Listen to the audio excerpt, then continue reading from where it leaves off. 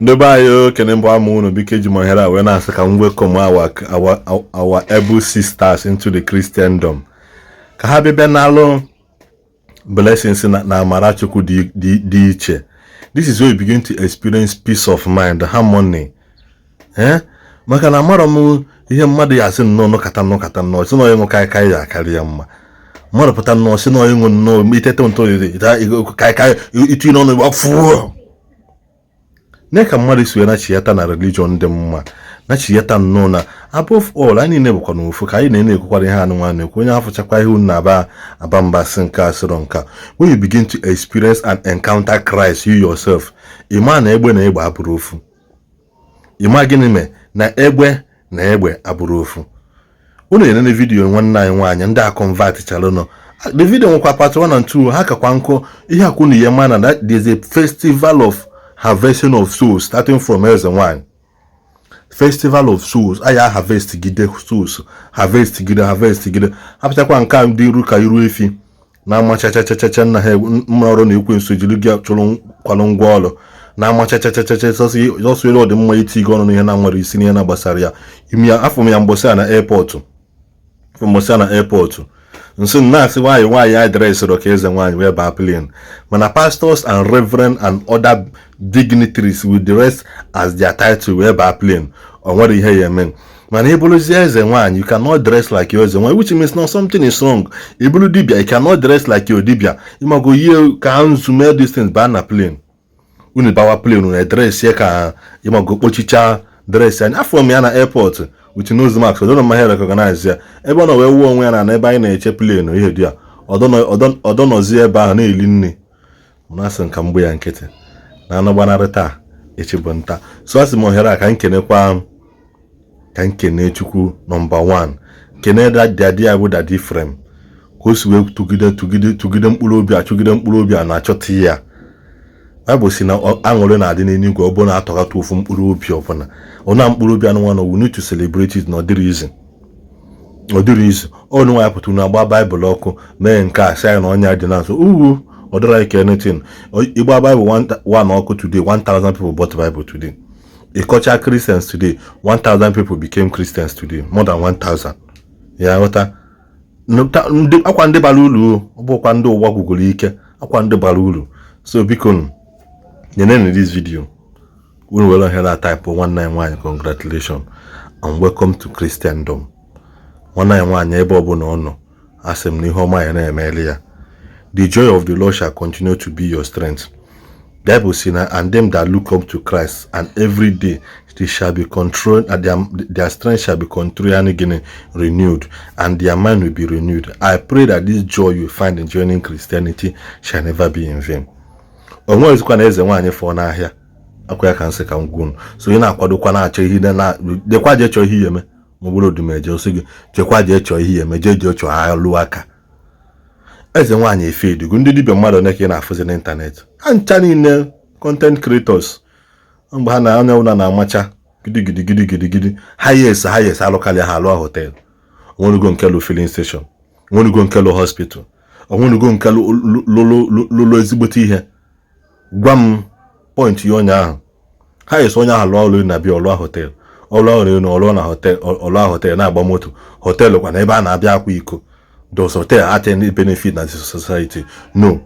Among them n'ime ha lugo for company lụọ factory si bozi ha lugide si lozi factory ebe a na-eme tissue paper na bozi na ha alụla arụ. But we are still coming back to it. I will niile ayo atọgata mkpụrụ obi unu tụbata unu na Christianity. Ihe ji mmanụ m bụ ijele nwanyị mana kịta ọ bụzi ijele Jizọs.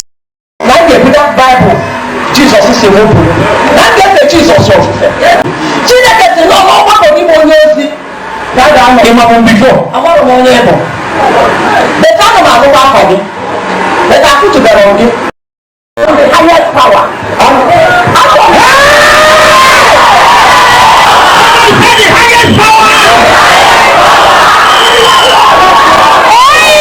the dibia na-ekpo mmụọ si na mmụọ na-efesiri ike si na ya nwere encounter with the highest power, the power that has the final say, the power that cannot be challenged with any other power, the power that is the ultimate power.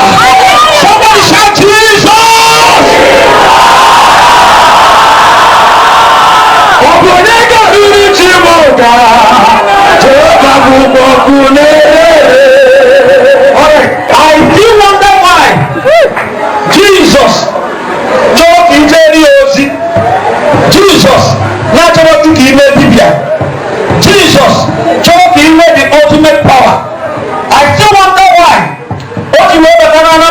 steeti niile wee na-ezi na Anambra steeti niile mesịrị isi obodo a na-akpụrụ nke wee chọrọ m gaba ebe a. I don't know why, but come and kneel down. Onye sekwu ebe a bụ nnukwu onye amụma napụta nke dibịa na tata ka nke dibịa end. In the next 20 minutes, akpọrọ m ya isi okwu kịta. In the next 20 minutes, you brought him to Jua. In the next 20 minutes, you brought him to one who was born in Iwaji. In the next 20 minutes, you brought supposed to go on the body that you do. Or when you get ready to know you're going to pass. Am I talking to somebody? You have a family you let it end the bar. You have a family you break the wine you end the bar. You do this here evidence to show now you break the wine. There is nothing in here. Okay, what is it there? Makamimo baby support. That have taken over me. Hey! Somebody shout Jesus!